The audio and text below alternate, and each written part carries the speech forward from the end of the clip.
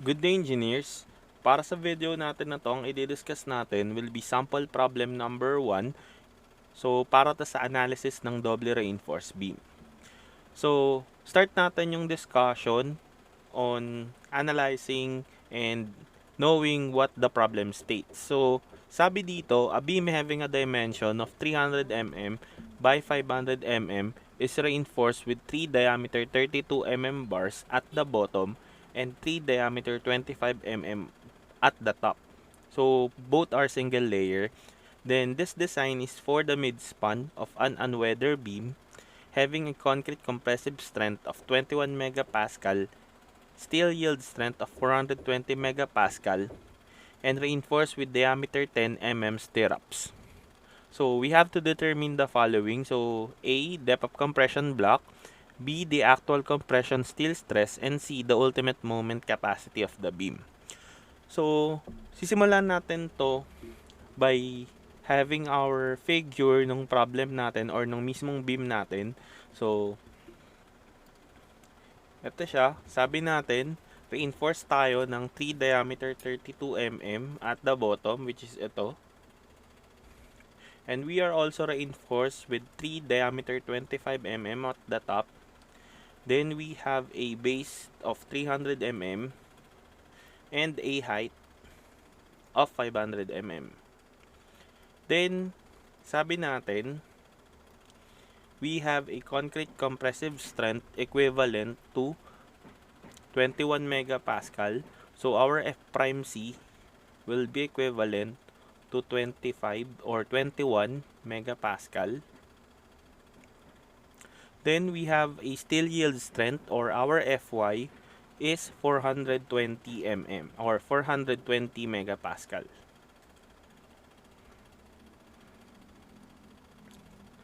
Then sabi dito sa problem natin, lalagyan din daw natin ng stirrups yung beam, which is required naman talaga. So we will put a diameter 10 mm stirrups for the beam. Then again, sabi dito, yung design daw na to or yung cross-section na to is for the midspan of an unweathered beam. So, since midspan, alam natin that a midspan has a moment which is positive. So, ibig sabihin, kung positive yung moment doon, we have tension at the bottom and compression at the top. So, we can take 3 diameter 25 mm as compression bars and yung 3 diameter 32 mm are tension bars. So, this will be compression bars.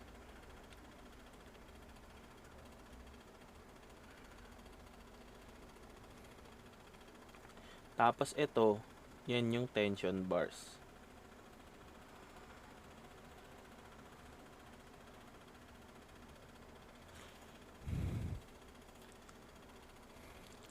So, yan ngayon yung mga given dun sa problem natin. So, ang kailangan natin hanapin is yung depth of compression block niya, yung actual compression steel stress, and yung ultimate moment capacity.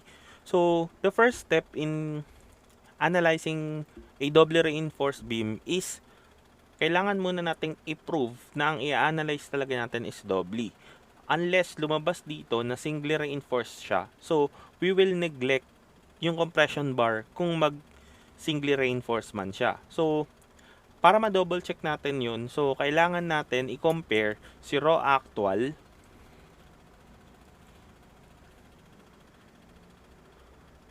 So, we will compare this one with our raw max. So, una nating kunin yung value ni raw actual. So, to get the value of our raw actual, so that will be an equation. Raw actual is equal to the AS divided by BD. So, syempre, kailangan natin ngayon kunin si AS, si B, and si D. So, para sa AS natin, or yung steel area ng tension, that is corresponding to a value 3 times pi over 4 times 32 squared. So that will be a value 768 pi. So yan ngayon yung value ng AS natin. So sabay na rin natin kunin si A prime S.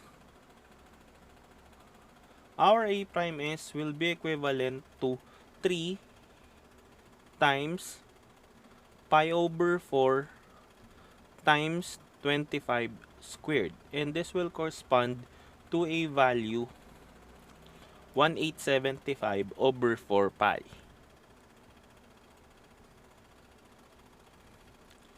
So meron na tayong steel area for compression and tension. Next na kunin natin is yung effective depth. Si effective depth, alam natin, that is the distance from the extreme compression fiber then to the centroid of the tension reinforcement. So single layer lang siya, so ang centroid is at this one. So it will correspond to, so yung D natin will be H minus concrete clear cover minus yung diameter ng stirrups minus half of the diameter ng bar. Kasi single layer lang naman siya. So we can have D is equal to, so that is 500 minus clear cover. So ang clear cover natin, sabi dito, unweather yung beam. And yung ginamit nating bars is 32 mm. So automatically, pag unweather yung beam, our clear cover is automatically 40 mm from the code. So that will be minus 40 minus diameter ng stirrups is 10 minus diameter ng bar is 32 over 2. So our effective depth now will be equivalent to a value 434 mm. So this will be our D. Isabay na rin natin kunin si D prime, or si D prime natin, that is the distance from the extreme compression fiber to the centroid of the compression bars. So ito siya, that is D prime. So it will correspond to an equation D prime is equal to CC plus diameter ng stirrups plus diameter ng bar in compression divided by 2. So substituting the values on our equation, we can have D prime is equal to 40 plus diameter ng stirrups is 10 plus diameter ng bar is 25 divided by 2. So our D prime will be equivalent to 125 over 2 mm. So ito na ngayon yung ating effective depth at yung concrete cover ng compression bars, which is D prime. Now we can proceed in getting our actual steel ratio. So for our actual steel ratio, substitute lang natin dito. So ang AS natin is automatically 768 pi divided by, ang B natin is 300 times the effective depth D, 434. So our raw actual will now be equivalent to a value 0.018531. So yan ngayon yung actual steel ratio natin. Ngayon we will be needing the value of our raw maximum.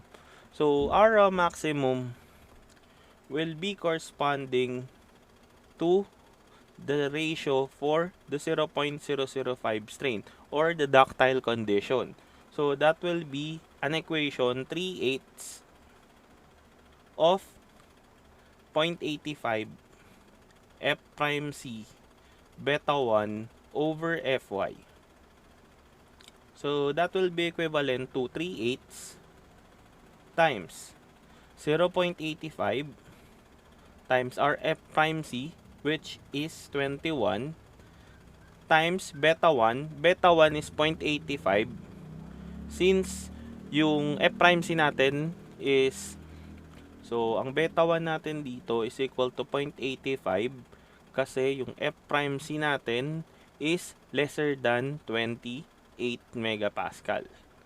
So that is divided by now by 420. So our raw maximum from this given problem will be 0.013547. So this is lesser than yung raw actual na na-compute natin. So possible this is a doubly reinforced beam. So ibig sabihin, we can proceed in the analysis of this beam since na-prove natin that this is a doubly reinforced beam. So we will now proceed in assuming our condition for the compression and tension bars. So for our conditions, syempre, so ang unang kunin natin is, so kahit anong condition or kahit anong assumption yung pwede nating gawin. So for this problem, I'll assume compression steel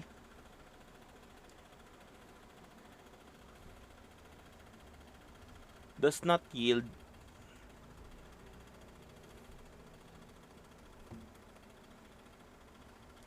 and the tension steel yields.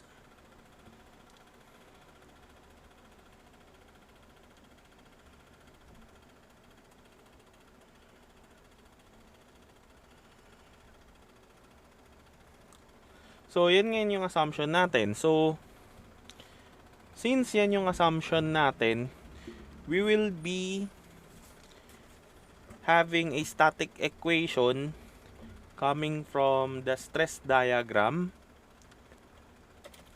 So ito yung stress diagram natin. So ang static equation natin dyan will be C1 plus C2 is equal to T. So that is C1 plus C2 is equal to T. So syempre yung C1 natin na nandito sa diagram na to is corresponding dun sa compression ni concrete.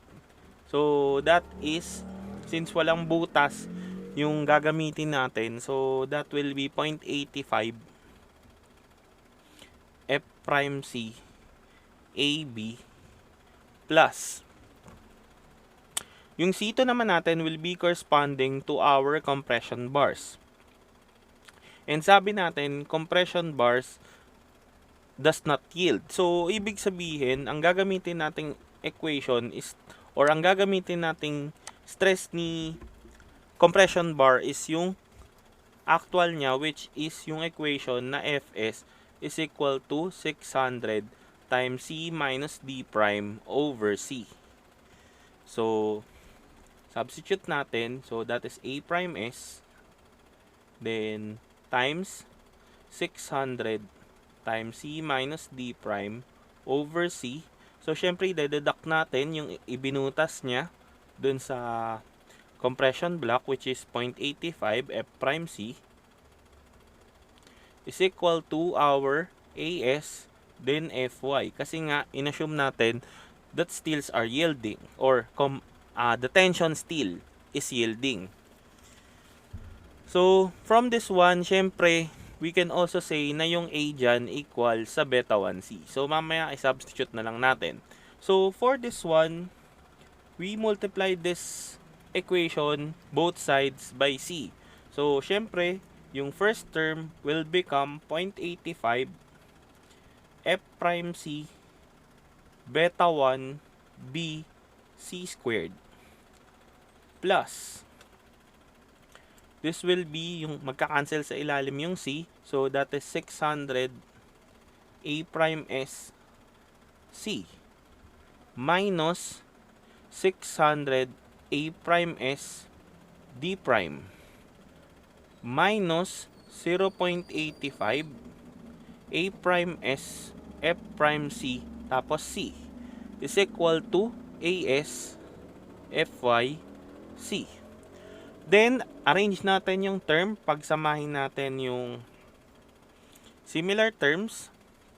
So, that will be 0.85 f prime c beta 1b c squared plus, so that is 600 a prime s minus 0.85 a prime s f prime c. So, ito magiging negative. So, minus as fy c. Then, minus 600 a prime s d prime is equal to 0. So, okay lang naman kung kaya nyong kabisaduhin yung equation na to. Pero much better if you can have it this way para hindi nyo na siya alalahanin kung paano nyo siya kakabisaduhin. Kasi masyadong mahaba yung equation na yan. So, baka may makaligtaan kayong term. So, much better to start it with C1 plus C2 is equal to T as always. So, meron na tayong quadratic equation. So, syempre, we can use the function of our calculator. So, nakakapag-solve naman yan ng quadratic equation. Pwede rin natin gamitin yung quadratic formula. We just set, so, iset natin yung A as 0.85 times, so, ito yung A kasi, yung first term. So, 0.85 times 21 times 0.85 times 300. So, that will be a value equivalent to 18,207 over 4. So, that will be A. Then, yung B natin will be equivalent to a value. So, this will be B. Itong term na to. So, that will be 600 times A prime S is 1875 over 4 pi.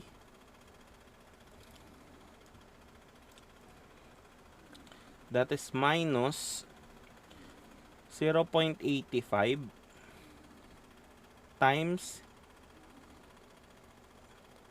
f prime c or a prime s muna, that is 1875 over 4 pi times f prime c is 21 minus 768 pi times 420. So, the value of B coming from this one will be equivalent to a value negative 794,835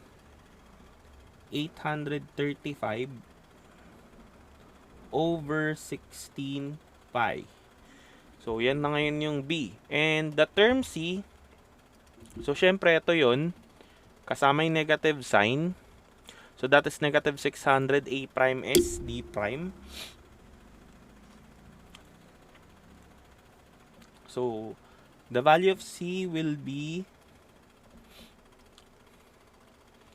negative 600 times 1875 over 4 pi times 125 over 2.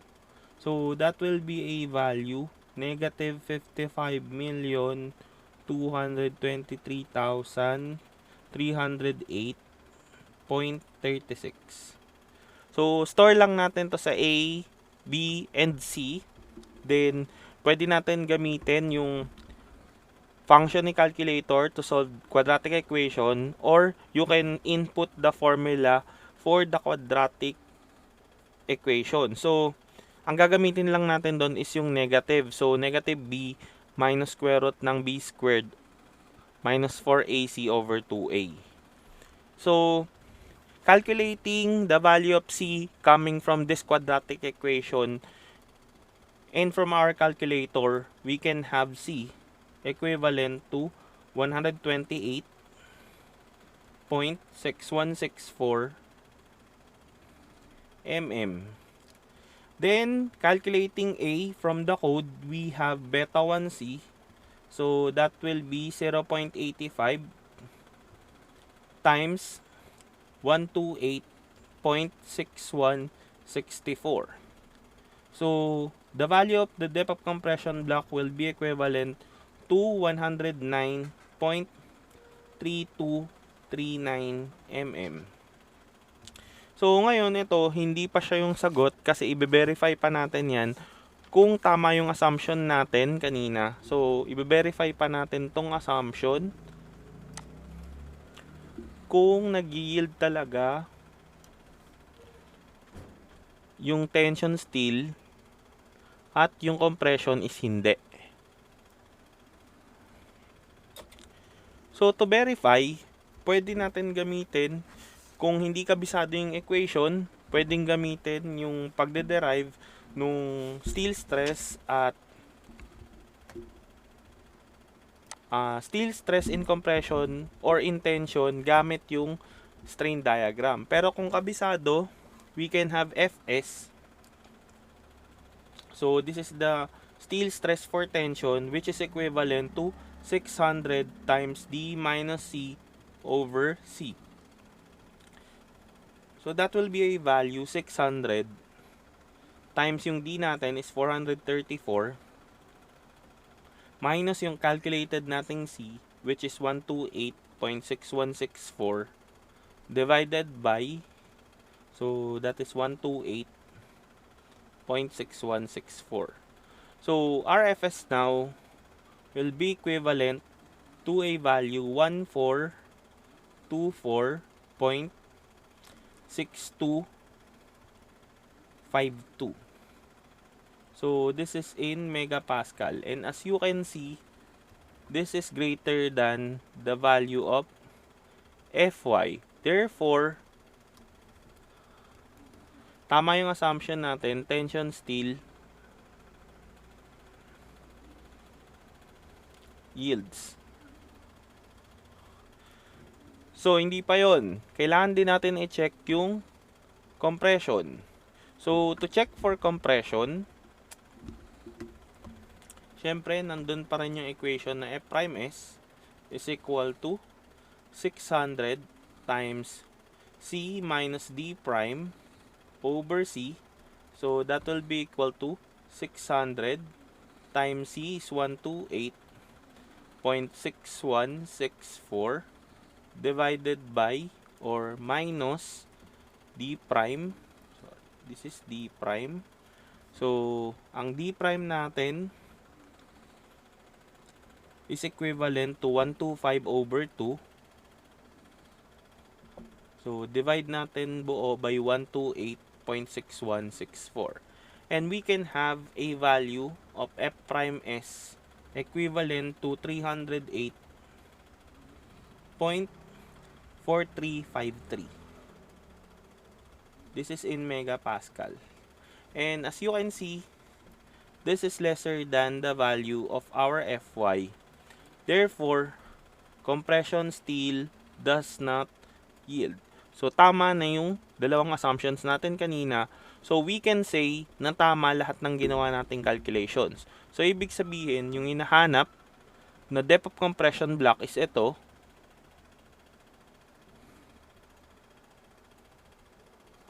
Then, yung hinahanap na actual compression steel stress is ito na.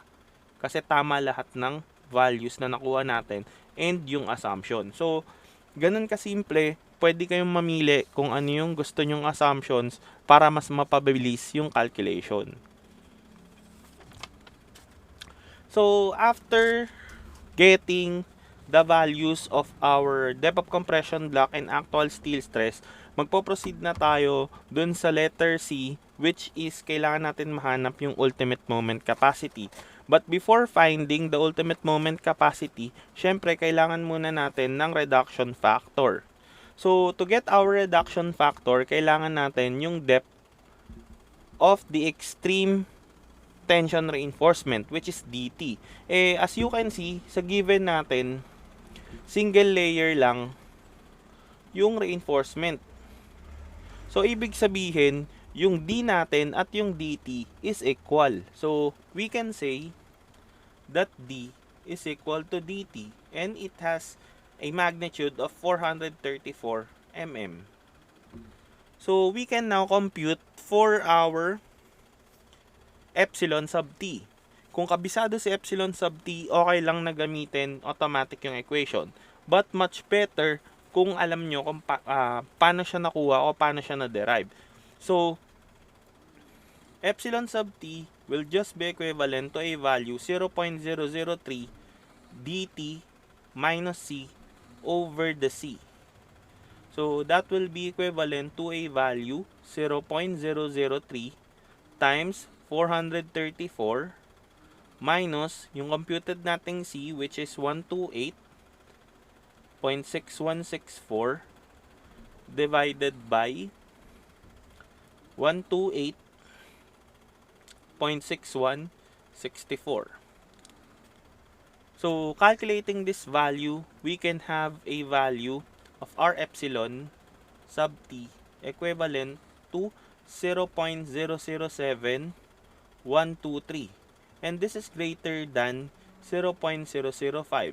We can conclude that we have a ductile beam and our reduction factor will be equivalent to 0.9. So we don't need to compute under the transition zone kasi greater than the ductility requirement yung beam natin.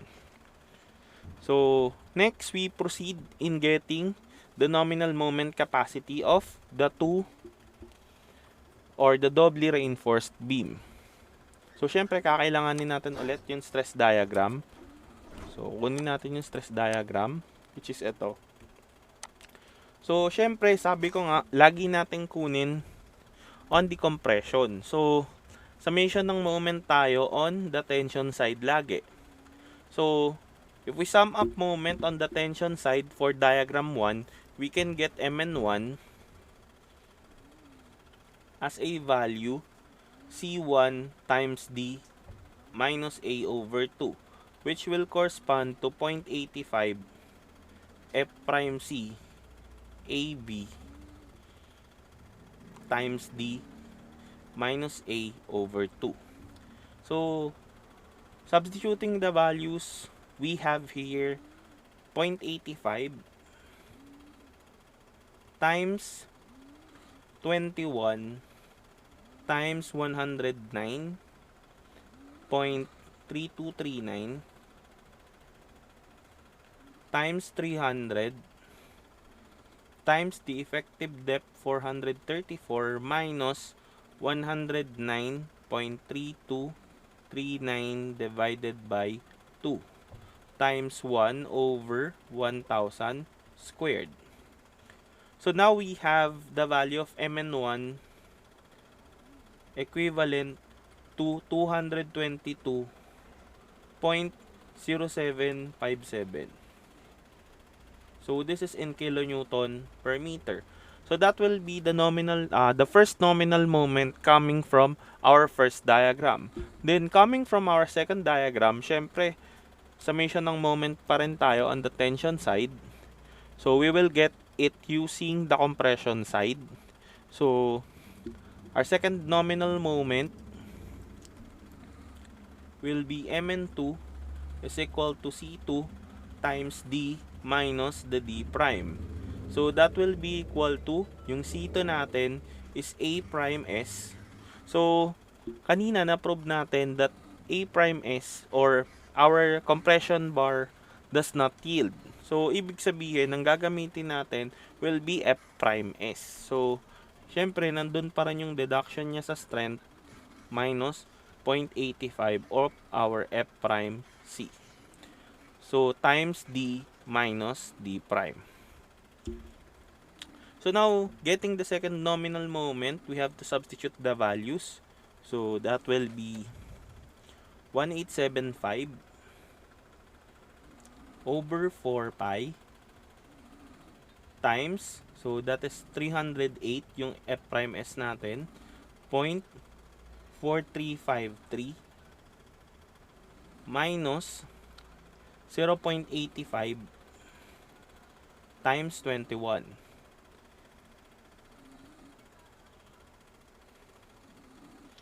Then, D minus D prime, so that is 434 minus 125 over 2. So, times 1 over 1,000 squared para maging kilonewton meter. So, Rmn2 now will be equivalent to a value 158.9731. So, this is in kilonewton meters. So, now getting the nominal moment mismo na capacity nung doubly reinforced beam, we will just add the two nominal moments. So, Mn1 plus Mn2. So, that will give you a value 381.0488. So, this is in kilonewton meters.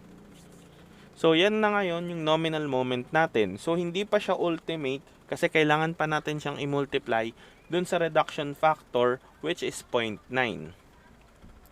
So, that will be equivalent to Mu is equal to phi times Mn. So, that will be 0.9 times 381.0488. So, our ultimate moment now will be equivalent to a value 342.9439 kilonewton meter. Ito na ngayon yung ating ultimate moment capacity ng ating beam.